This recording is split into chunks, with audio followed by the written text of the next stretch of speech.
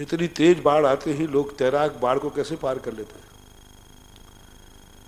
इतनी विपरीत परिस्थितियों में लोग आगे पार कैसे कर जाते हैं? इतना भयंकर गाड़ी का एक्सीडेंट हो गया, फिर भी 6 महीने का बच्चा बच गया। कैसे बच गया?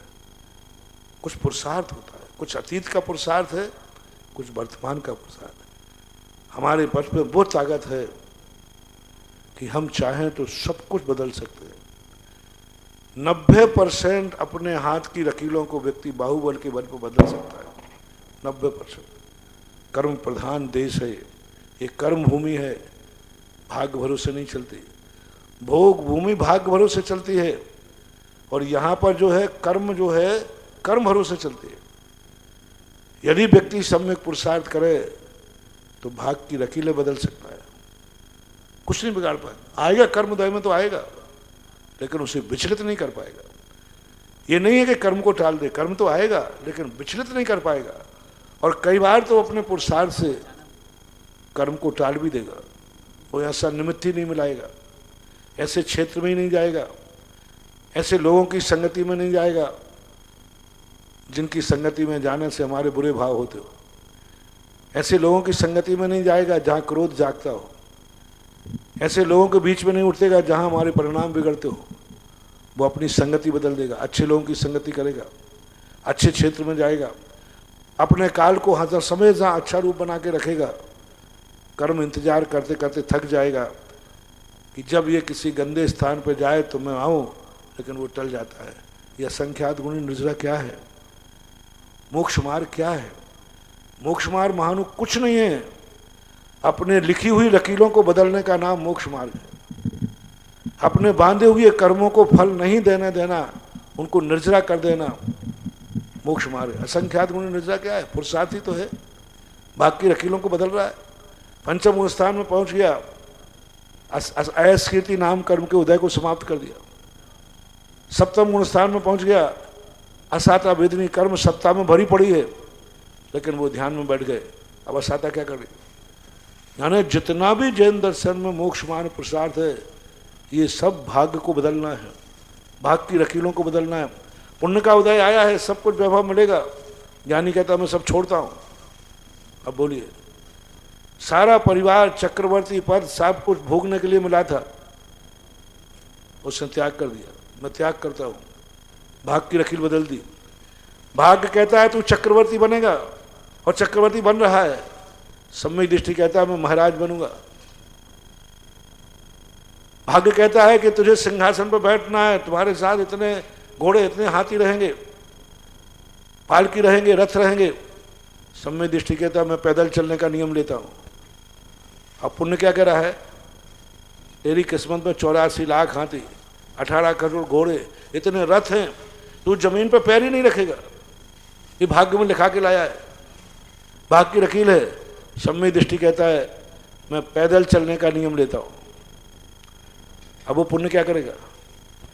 भाग्य में लिखा के आया है कि बढ़िया रत्नों जड़े कपड़े पहने, हार मुकुट सब पहन के जाता है, पुण्य है उसका इतना। सोना चांदी सब पहने, इतना पुण्य है उसका अपरंपार। सम्यक दृष्टि कहता है मैं वस्त्राभरण का त्याग करता हूं। पुण्य की लकीर बदल दी। चौके में देख लीजिए, इतना पुण्य है उसका, सारे लोग सब लेकर खड़े हुए हैं, बिना पुण्य के संभव नहीं है। भाग्य में लिखा है कि सब 56 प्रकार के व्यंजन बने हैं, मिठाइयाँ बनी हैं, भोजन बना है, सब बना के रखा है।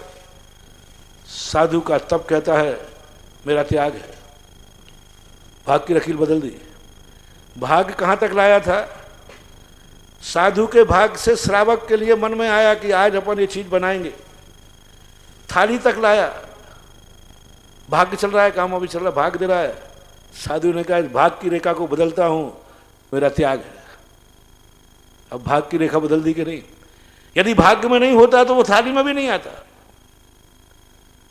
तो भाग्य की रेखाओं को, चाहे पुण्य की हो चाहे पाप की हो, यदि व्यक्ति समीचीन दृष्टि है, सम्यक दृष्टि है, सम्यक पुरुषार्थी है, तो अपने भाग्य की लकीरों को बदल देता है। ऐसे ऐसे अशुभ कर्म के उदय शुभ में बदल जाते हैं, कुछ नहीं बिगाड़ पाते उसको, कुछ नहीं बिगाड़ पाते। आते अशुभ कर्म उदय में प्राण ले लेंगे, कुछ नहीं बिगाड़ पाया। उसका द्रव्य क्षेत्र काल भाव ऐसा था। ऐसे द्रवच्छेद काल भाव में बैठा था कि वहां कोई उसका कुछ कर ही नहीं सकता, बिगाड़ ही नहीं सकता। तो ऐसी बात नहीं है, ये कर्म भूमि है, यहाँ कर्म की प्रधानता है, भाग्य की प्रधानता नहीं है।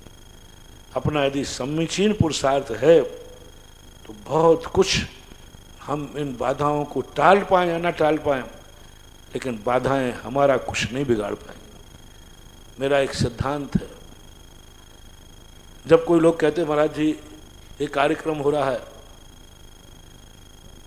कोई प्रकृति बाधा नहीं आ जाए, तूफान नहीं आ जाए, बरसात नहीं आ जाए, पानी नहीं आ जाए कार्यक्रम, तो मैं कहता हूं महाराज जी आप कुछ करिए। मैंने कहा ध्यान रखना, मेरा नियम है प्रकृति को कभी रोकूंगा नहीं और प्रकृति से कभी रुकूंगा नहीं।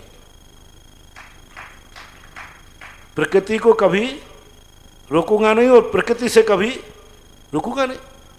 उसको जो करना है करना दो, उसको मैं क्यों रोकूं? और वो कौन होती है मुझे रोकने वाले? यदि ये हमारा दृढ़ संकल्प है, सब संभव है। प्रकृति ने कहा आगरा के अंदर की आग लगेगी, लगाओ, मेरा पंचकर्णक वहीं होगा। बस मैंने आग को कह दिया कि मैं तुझे नहीं रोक रहा हूं, तू मुझे नहीं रोक पाएगी। ऐसा भयंकर आग लगी, ऐसी भयंकर, सब हताश हो गए। सबने कहा कि नहीं, अब उस स्थल पर तो पूरा 15 मिनट के अंदर तो खाक हो गया था, सब राख हो गया।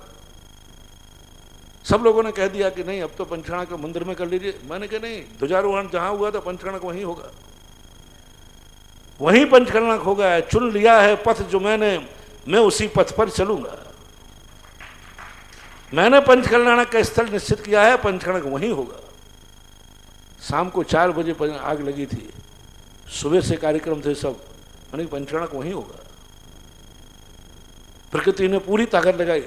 मैंने प्रकृति का दिया, देख प्रकृति मैंने तुझे नहीं रोका, तुझे लाग लगाना थी लगा दी, तुझे भस्म करना था कर दिया। अब ये भी सुन लो, साधु की भी सुन लीजिए।